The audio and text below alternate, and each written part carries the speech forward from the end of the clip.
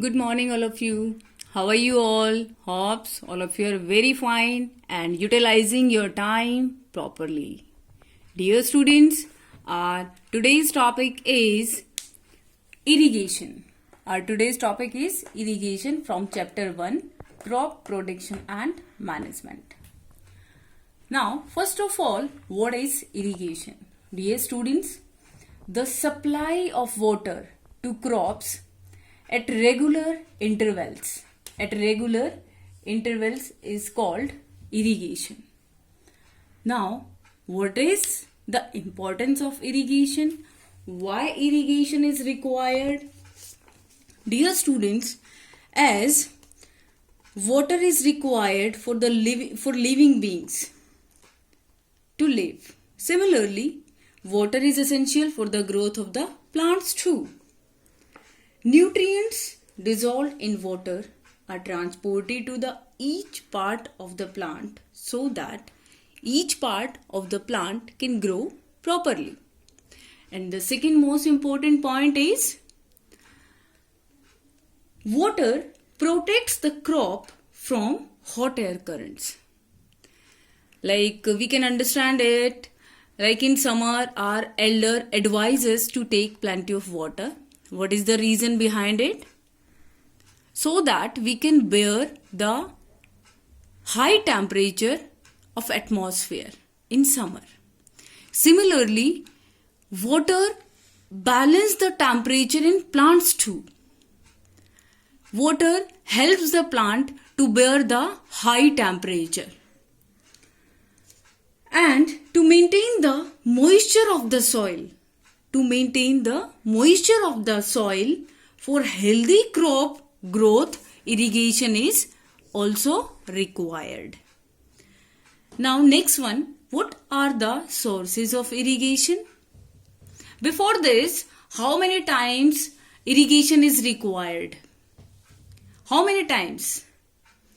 Listen students, the time and the frequency of irrigation varies from crop to crop, soil to soil and season to season. Just like in summer, the frequency of watering is higher. What is the reason behind it? Evaporation. In summer, the rate of evaporation is very high. That's why water requires too much water. Next one is, what are the sources of irrigation? From where we will get the water for the irrigation? There are so many common sources like wells, tube wells, ponds, lakes, rivers and canals. After this, the methods of irrigation. Listen students, first of all, we will discuss the traditional method of irrigation. Traditional methods means the methods used by our grandparents are called traditional methods. You can see in old movies too, like a person is pulling the water from the well with the help of a rope. Such type of methods are the traditional methods. Then first traditional method is mott. It is also known as the pulley system. In this system, a person pulls the water bucket from the well with the help of a rope over a pulley. It's a man labor method. Next one is chain pump. Chain pump. Listen students, you can see here there are two wheels and it's a belt over these two wheels, and these are the numerous buckets attached to this belt. It's a water body and this wheel is half dip in this water body. When the wheel start to move, the belt over the wheel start to move, these buckets will get filled from the water body and then will get empty at a place that we are using for the reservation, or you can say for the you can say we will collect the water here in a body, and from this body the water will be directed to the fields. Second, in this method, we can see like there are so many buckets, then we can collect a good amount of water in the reservoir, and the process of irrigation becomes fast as amount of water is very high. Next one is Dhaikli. Dhaikli is very similar to moat.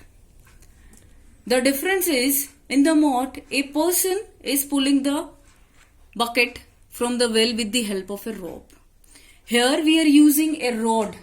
We use a rod. At the one end of the rod, we put some weight to counterbalance the weight of the water bucket. This is the difference only. It is very similar to pulley system. And the last one is rahat, or you can say lever system. In the rahat or lever system, it is similar to chain pump system.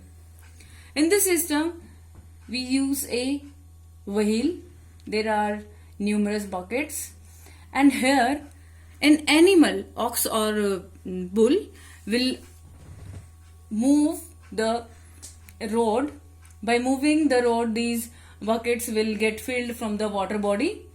Here is, it is half deep in the water body.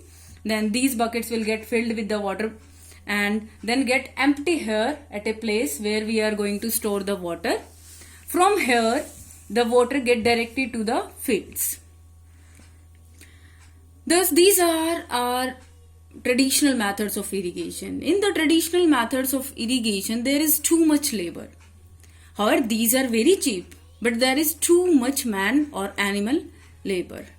That's why in these days we are using our modern methods. There are two methods. First one is sprinkler system and second one is drip system. First we will discuss here the sprinkler system. What is sprinkler system? Listen student. Sprinkler system is more useful on the uneven land where is necessary amount of water is not available. At that place we will use the system. In this system, a perpendicular pipe having rotating nozzle on the top are joined to the main pipeline. This is our main pipeline at the regular intervals. You can see like in fields or in the villages you can see and commonly that is called Favara system. Hopes all of you are very familiar to this. And when water is allowed to flow through the main pipeline under pressure with the help of a pump, it escapes from the nozzles in the form of rain, just like rain. It gets sprinkled on the crop as if it is raining. Sprinkling is very useful for the lawns, coffee plantation and several other crops. Dear students, that's it. In the next class, we will discuss about the drip system.